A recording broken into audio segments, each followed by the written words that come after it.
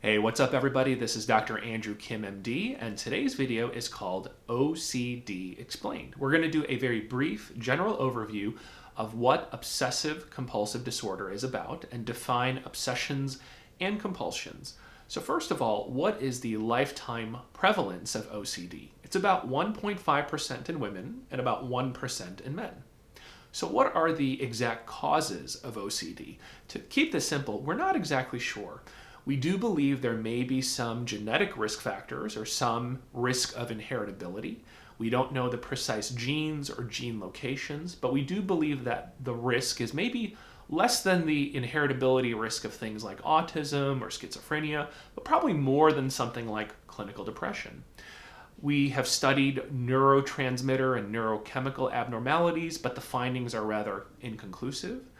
We do believe that there are certain brain pathways, specifically one of the leading theories is the cortico-striato-thalamo-cortical pathways. Ugh, a mouthful. But we believe that damage or lesions in those pathways can actually produce OCD or OCD-like symptoms, and altering those pathways or modifying them can also reduce OCD symptoms. So it's an interesting theory. Now, there are other associated things we link OCD causality to, but I don't want to say that they're cause and effect. Now, some people may disagree, but there isn't great evidence for it, but things that we think may be factors or at least correlations. There have been some theories related to infectious processes. So certain group A streptococcal infections in childhood have been linked to OCD. We have seen some, cases to be made about hormonal factors where we've seen OCD start in pregnancy or maybe in perimenopause. So maybe hormones are a factor as well. We've seen OCD onset after trauma, even in adulthood. So are there changes that occur, whether psychological or biological, from trauma that may be related? So these are some of the loose theories, some of the leading theories, but the cause itself is not precisely known. But the good news is, even though we don't fully understand causality, OCD is a very treatable condition with appropriate evidence-based therapy. So let's review the criteria for OCD, or Obsessive Compulsive Disorder. The criteria requires the presence of either obsessions or compulsions or both. So let's define obsessions. Obsessions are defined by both of the following features. Number one, obsessions are recurrent and persistent thoughts, urges, or experiences that are experienced as intrusive and unwanted in nature. That's the key, intrusive and unwanted. And these intrusive and unwanted persistent thoughts often cause marked anxiety or sometimes even distress. So it may not just be anxiety, but it could be guilt, dread, a sense of incompleteness. Now that we've talked about obsessions, let's talk about compulsions. Compulsions are defined by the two following features. Number one, compulsions are behaviors or mental acts, so either one, behavior or mental acts, that one feels driven to perform in response to the obsessions that we just talked about, or in response to rules that are being applied very rigidly by an individual. The second feature about compulsions is that these behaviors or these mental acts are aimed at preventing or reducing anxiety or distress, or preventing some kind of dreaded event or situation or outcome. Okay? However, this is also important, these acts or mental acts are not connected. They're not connected in a realistic way with what they're actually designed to prevent or neutralize, or the acts are clearly excessive in nature. So those are the features of compulsions. Now, in addition to that, both obsessions and compulsions are time-consuming, very time-consuming. Sometimes even up to hours in a day can be lost battling obsessions and compulsions.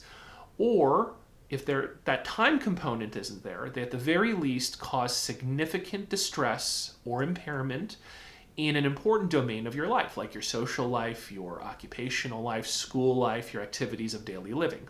So time consumption or significant distress or impairment in an important part of your life. Other criteria include the following, and we'll breeze through these. The OCD symptoms, the obsessions or compulsions, are not caused from drug use or a medical condition.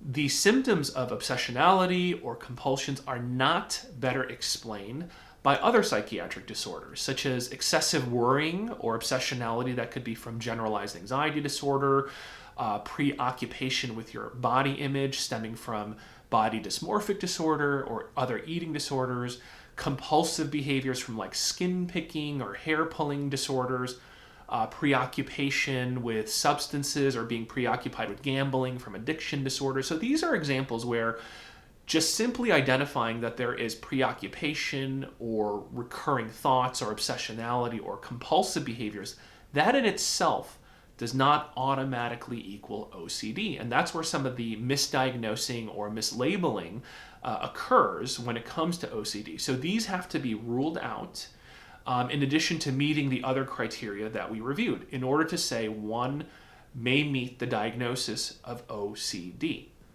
So let's go through a couple of examples of obsessions and compulsions. We'll go through one where the themes of the compulsions match up with the obsessions, and we'll go through another example where the compulsions and the obsessions do not match with their themes. So let's go through one example, kind of a classic textbook 101 OCD example. For individual A, this individual has obsessions related to not wanting to get sick. They are deathly afraid of contamination from germs from other people. So this is what they think about day in and day out for hours at a time. And then their compulsions may be things like excessive hand washing. They may wash their hands 100 times a day, despite knowing rationally that a couple times was probably good enough. They may end up excessively monitoring what was touched by other individuals when they come over to their place or their dorm room.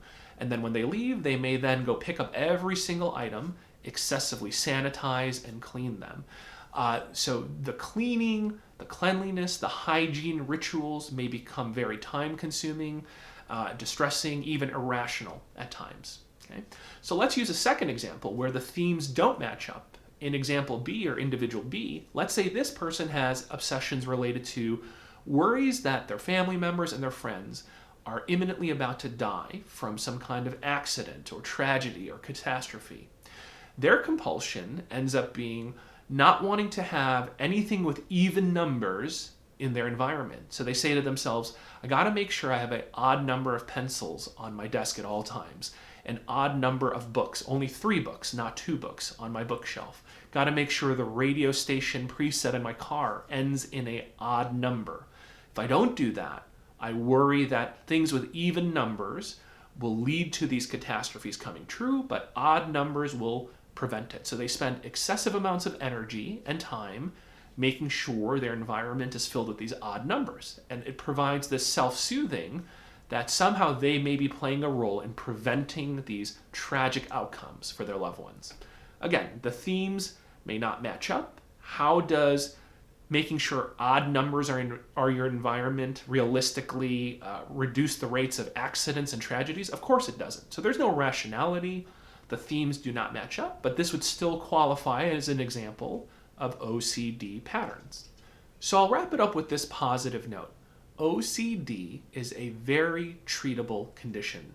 Being diagnosed with OCD does not equal some kind of doomsday sentence or something that is incurable or that will basically, bog down your quality of life forever. OCD can be successfully treated with evidence-based therapies like exposure and response prevention therapy, or ERP. This is one of the prime examples of a therapy that is catered to treating OCD that stem from some of the foundational work from cognitive behavioral therapy. Some folks may need both therapy and medications to complement that therapy, like SSRIs. But either way, whether with therapy alone or therapy plus medications, OCD is a treatable condition. So please take hope in that, and please seek appropriate help. Consult with your own physician, your nurse practitioners, your therapist, and ask them for appropriate referrals to get help for treating OCD if this is something you suffer from or something that your loved ones suffer from.